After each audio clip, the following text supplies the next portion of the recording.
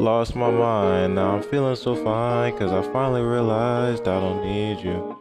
I'm feeling sublime, and you're watching me shine, and you realize it's time I don't need you. Now Hey, this is Brooke, Hey, this is Imani. and welcome to another episode of Resources in the Valley. Where you get your tools to make the most out of every day. Well, how is your week going? How did it start? How's it going, Imani? What's new?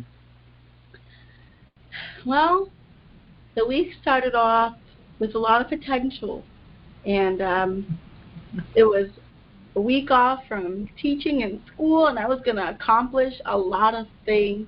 Mostly I accomplished nap time, and I'm trying to tell myself that's okay, it's okay. So it was good. It was good. How was your week? How's it going? My week was great. Can't really complain. Just I did a lot of work. Tomorrow is the last day of tax season for the year, e-filing, so this is the extension deadline. So I've been doing a lot of that stuff and still trying to maintain chauffeur kids and working overnight a couple days this week, and so it's been a busy week.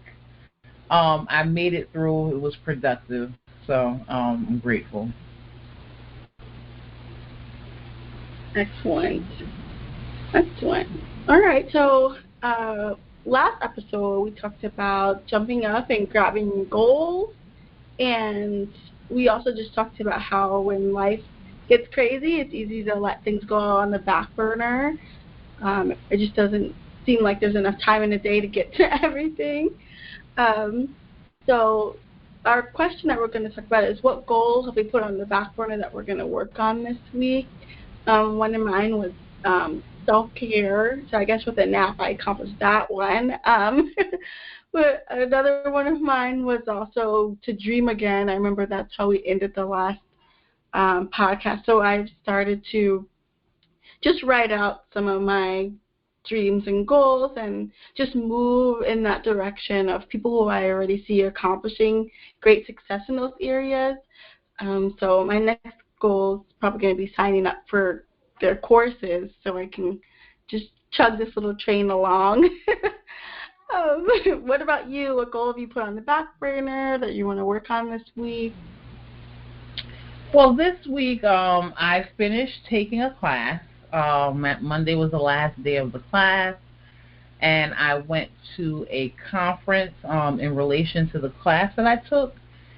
So that was a dream that I put on the back burner. I actually made the website for this business 4 years ago, 2018 in July, the month after I moved up here. The business had been on my mind and my heart, but I made the website 4 years ago. So I just got finished getting certified in this area, and now I'm networking and planning to launch the business before the end of the year. So it was a good week. It was a very good week. So let's talk about our topic. So our topic this week is the importance of your foundation. We're going to talk about the different things, the different pieces that can be included in the foundation of your business, the foundation of your life, the foundation of your family. So often we want to go, and last week was jump up and grab your goals, and this week we're talking about the importance of foundation. So it's almost like total opposite. However, both of them are very important to your success. Jumping up and grabbing your goals is just doing it. Like, just do something towards it. Don't just keep looking at it and planning. Like I said, I made this website 4 years ago. The business has not launched. I literally made it July 2018. So that's how long it was on the back burner. However, even with finishing the class this week, I was able to build a more firm and stable foundation over the last 4 years for this business. So now that I'm certified, I'm ready to go, and I'm ready to launch, and that will come in September. So we're going to compare your business foundation to a house foundation, and we're going to talk about some of the things that are important part of your business foundation. Do you want to start, Imani?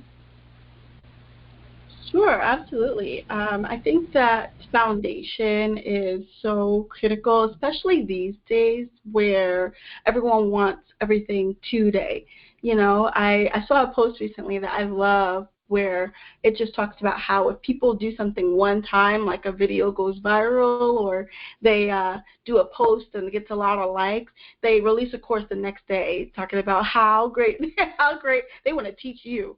And then, like, if you look back, just wait a couple weeks, you can wait on it, you will see countless people saying, I signed up for this course and I have nothing to show for it, and that's because the person who put on the course, you know, got success by accident. But it's just like we want to microwave the process of success and quickly monetize everything. And it's like, yeah, monetize your skills, but, you know, don't monetize just getting lucky, getting results by accident. So regards to business, you know, your track record, did you want to give any feedback about that? Yes. Your track record matters. So this business is an accounting business, and it's a business consulting business, and it's also going to be an operational management business. And over the last 4 years, I have been able to build up the business consulting piece of my company more. So now that this business is ready to go, I've taken a class, I've gotten certified in the area that we're going to specialize in. Now I'm more ready. And I could have launched this business 4 years ago without any problems. It still would have been successful.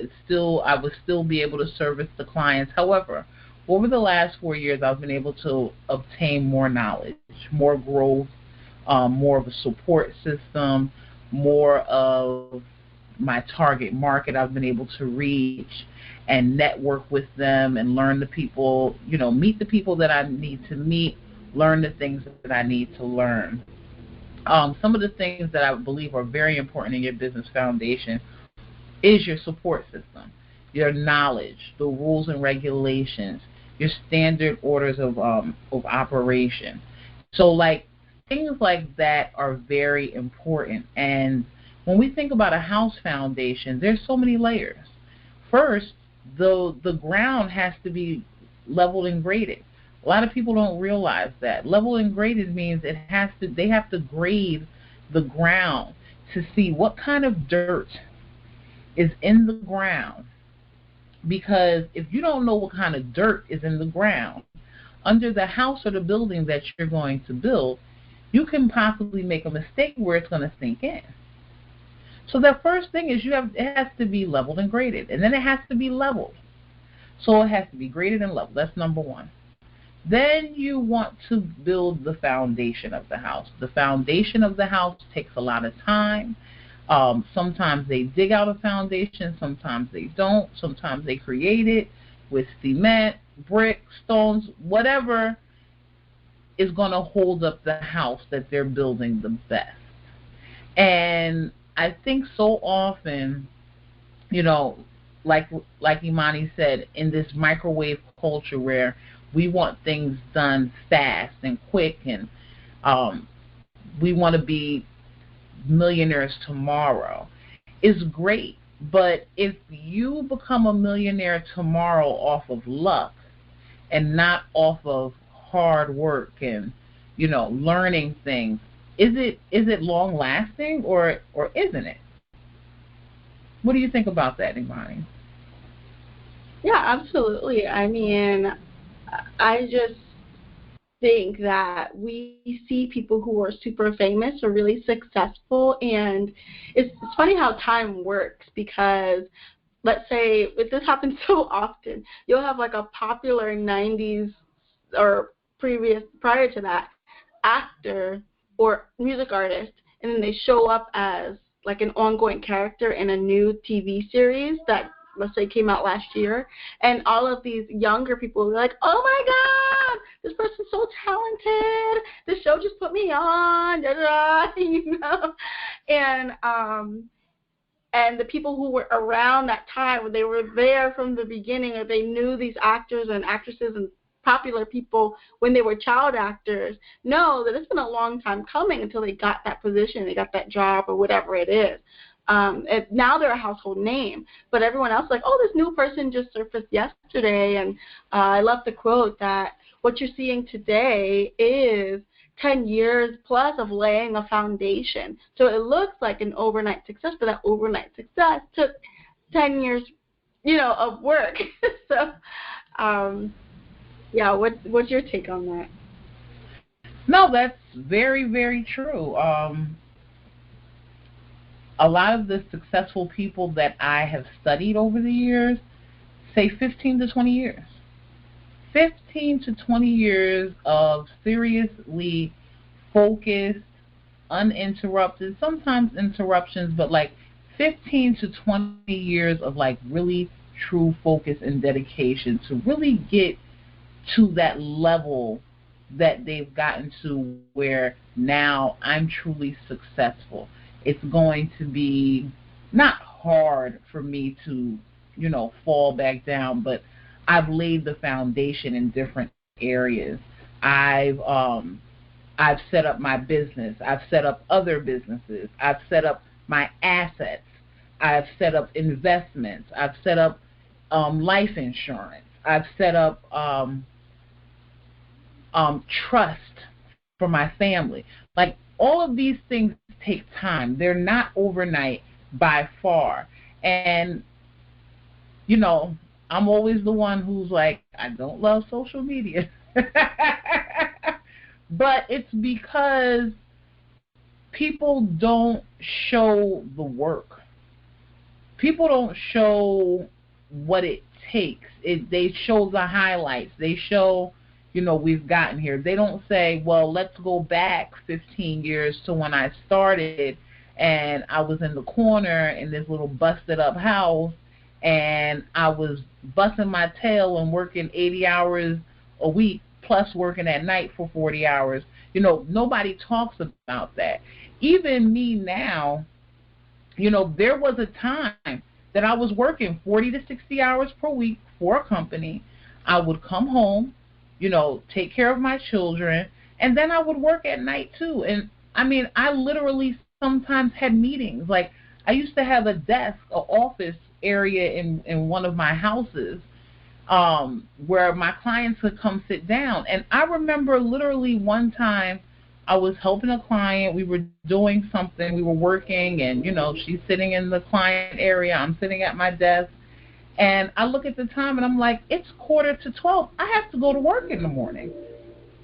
So, you know, people don't talk about those hard times. But, you know, success is not overnight, and the foundation is very important for your success. And I'm going to go to our phenomenal woman of the week because she's built a very important foundation to reach this level of success that she's reached.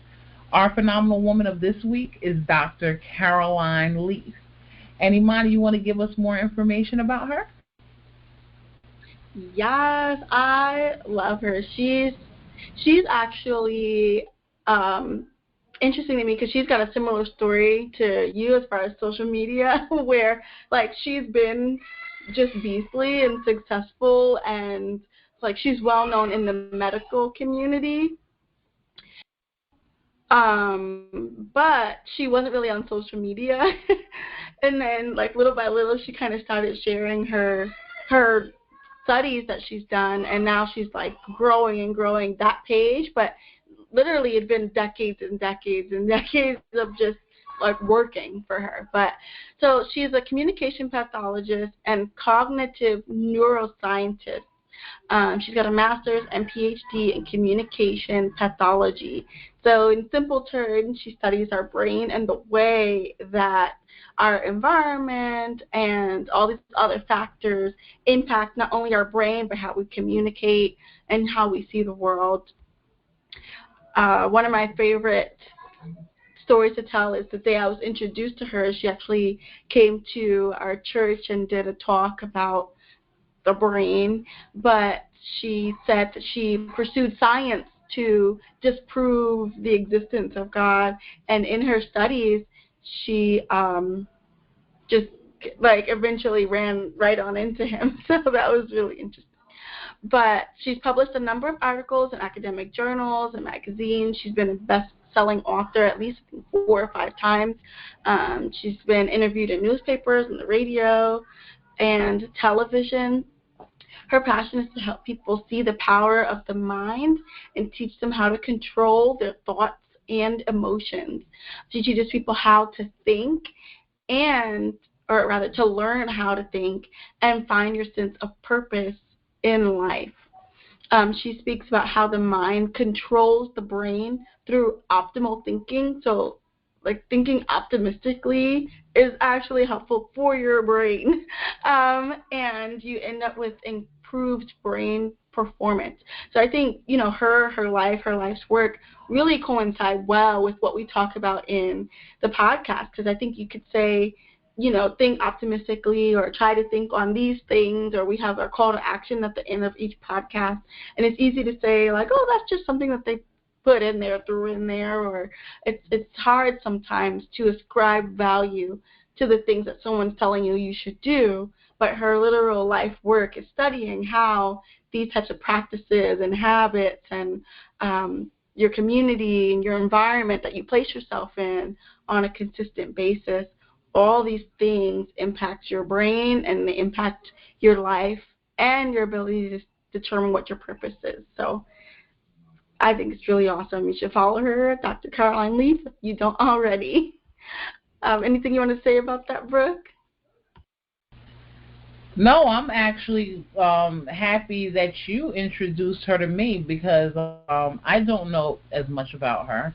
And however, I am very big on science, like the human body and what's natural. And I like to compare, people talk about church and God and this and that. However, I like that she brings in the scientific aspect of it, because sometimes people need to hear it that way versus, this is God and this is what we should be doing. And, some people might understand from a different perspective. So that's why I said thank you so much for introducing her to me, because some people need that different perspective. And that's one thing that I do like to do. I do like to give people different ways to look at things. So she will be somebody I'll be using to help explain things in the future. Well, let's continue our topic. Effects of a good foundation, and what happens if you don't have a good foundation. So what did you put in place before you started your business? And did you have fallout options or plans in place? Do you want to start, Imani? Yes, I think that something that we haven't touched on, we probably will later, is how important your life's foundation is to the success of your business foundation. And I think it goes back to that whole microwave society of let me just launch this. But you might not think about the cost and the sacrifice that it will include. Brooke didn't mention this in her story about being up till midnight. However, she's a mom of 2. So when she said she needed to get up to go to work, she still had parenting duties to do. And when she was working with this client, she was probably also already having put the kid to bed and whatever else she needed to do. So, I mean, there's a whole intermingling involved of your personal life and business life. I believe for me, I was surprised, at least in life, how many times you have to build a foundation. So we have one that's set in place for us when we're kids and teens and young adults. We know if we do ABC, we'll graduate at this time and we'll have this life, supposedly. But the reality is that the one that's been laid out for you might not be a foundation that you want to build your life on. Or you could build a foundation and a plan for your life, and then certain things happen and you end up having to pivot and change course. So I think that for me, I really loved the business that I was doing with writing and hosting conferences and things like that. I think I would have benefited from, one, having a secure professional community in my life to help me continue on with my growth, but then also built a foundation where I'm consistently doing research. Like other businesses have research and development counterparts. I needed that arm in my life. So I think, while it's easy to kind of be in this mode of consuming information and consuming content all the time, and it's like when you consume information you feel like you were part of the dialogue almost.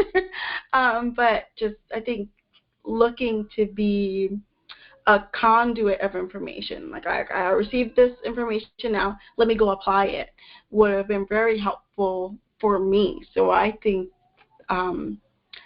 that's something I want to do, is relay the foundation that I set and add to it now that I can look in retrospect and see places where there might be some holes or things I could have done better.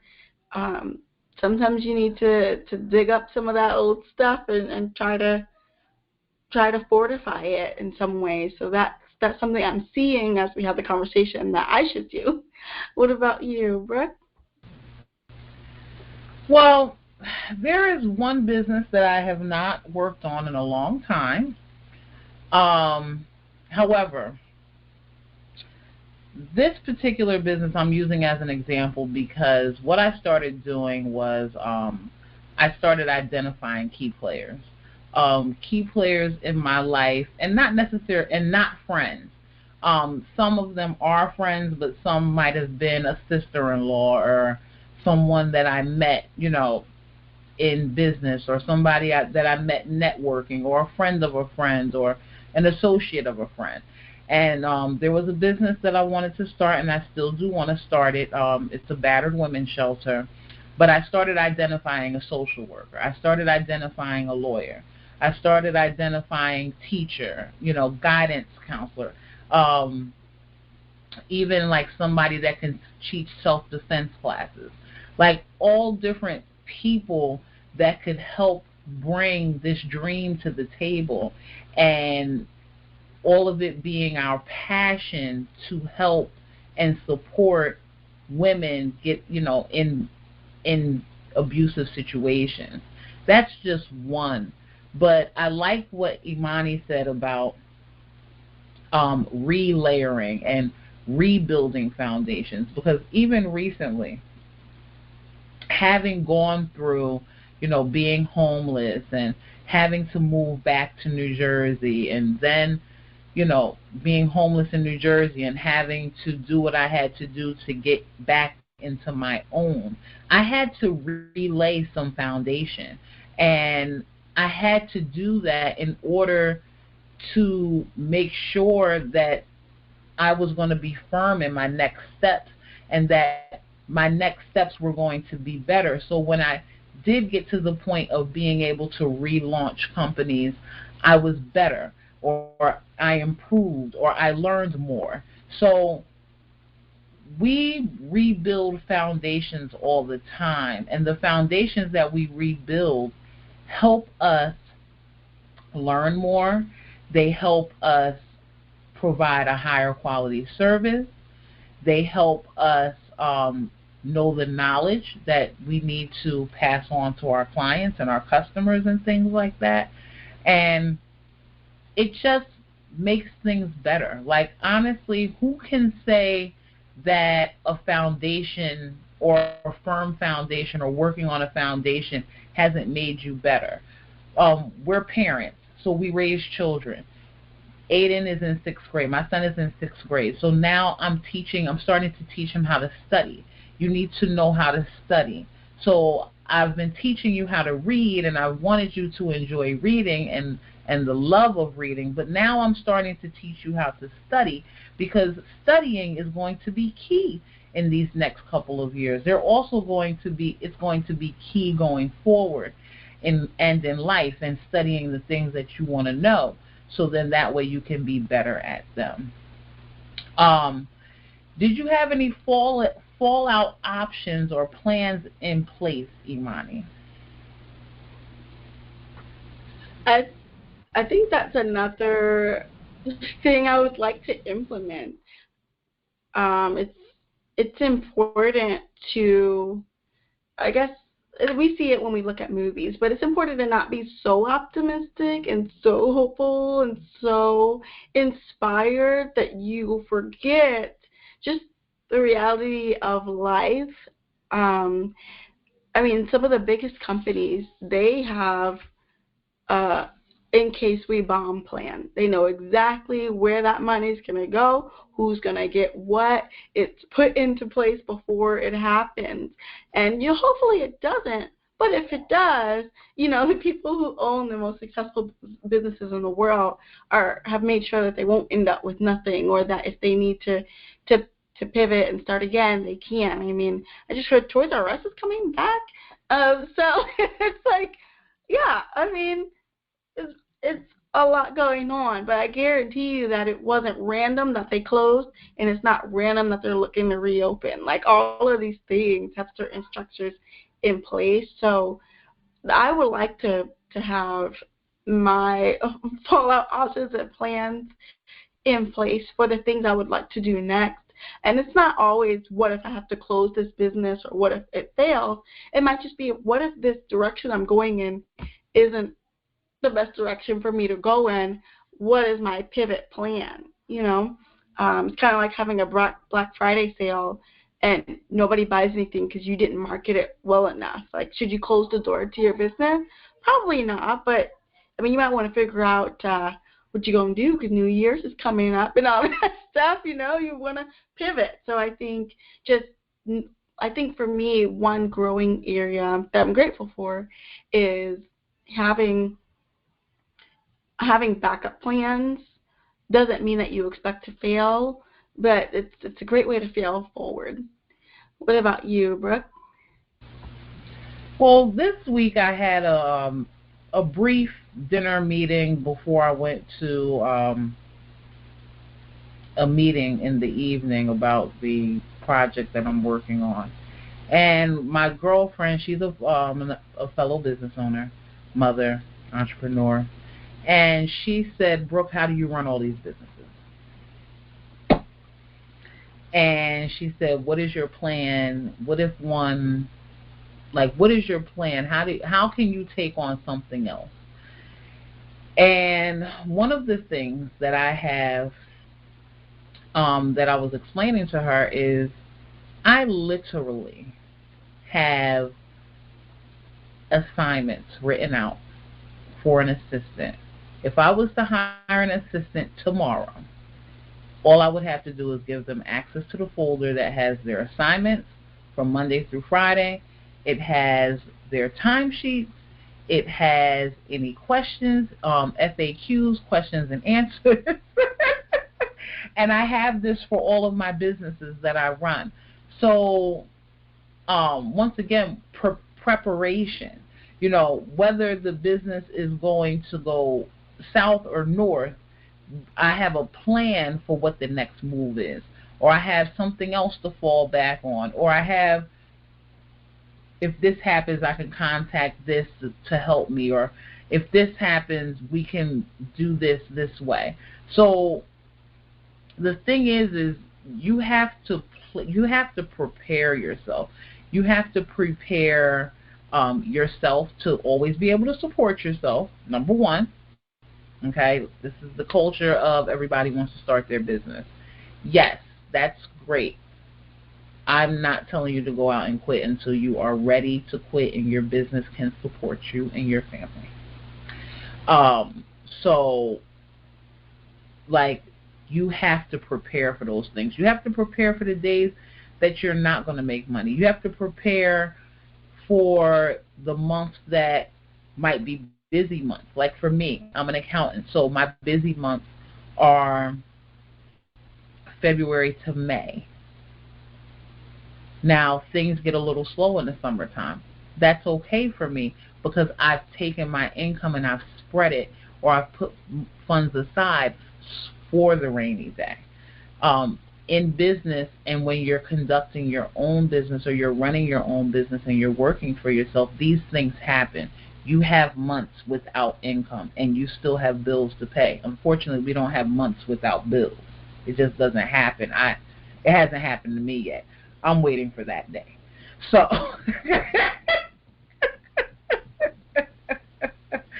but what is our call to action this week, and what are we going to do to meet our goals? Well, this week we wanted to challenge you all to what you are going to work on this week to make sure your business venture has a firm foundation. We want you to sit down, write down first of all what you have done. What have you done to create a firm foundation, whether it's schooling, whether it's education, whether it's networking, whether it's identifying key players, whether it's identifying people that you can hire, or things that you want to do as the business grows to make things easier for you.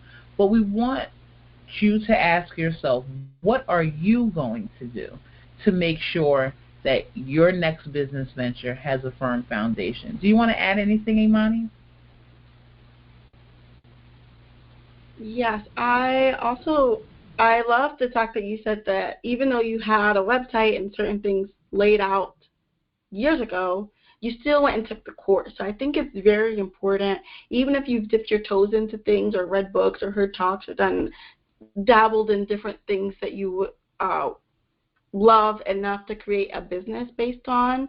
I think it's also just always a great idea to remain a student of that industry. So looking for courses, reputable courses, with people with receipts for their success is really important. And I think that it's a really great call to action as well. Look for either courses, or these days they'll release a book and then a workbook along with it, but immerse yourself in success, in people who have already done what you want to do, and become a student of your craft. Even once you gain a certain level of success or start gaining traction, remain a student of your craft. So find one product that you can tap into. Like I said, whether that's a book or a course or a series. A lot of creators these days in the age of social media do want to give a behind-the-scenes look. So take advantage of it. Don't just like it or save it like I do, but take advantage of it and really study it and apply it to see if you can gain what they've been able to gain. And I'm happy that you brought up reputable courses. Before we close out, the class that I took was at a county college.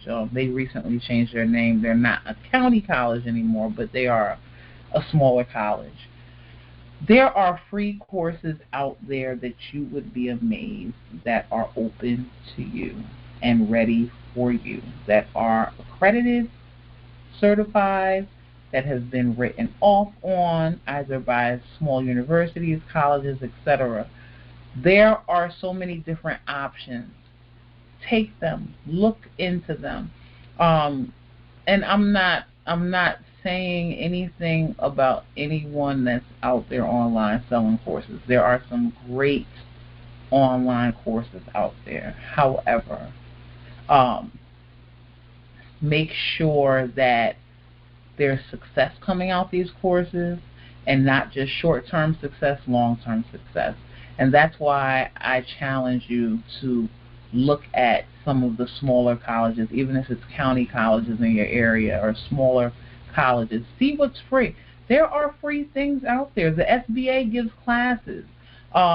There's local SBAs all over the country that gives classes. There are different nonprofit entities that give classes. Look these things up, and we want you to be successful. Want to take us out, Imani? Yes, and one more thing, just make sure that the only testimonials there aren't from their grandmama and their cousin and them. Please make sure. Oh, God, because it'll happen. Testify. Oh, goodness. It'll happen. But on that note, we're going to wish all of you beautiful angels a blessed and productive week. And remember, you will get through this valley too.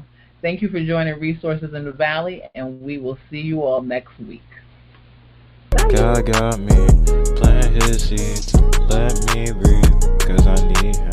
Stay faithful, not hateful, I'm playful, cause he got me. He called me his angel, I'm flying to heaven. Just know that he sent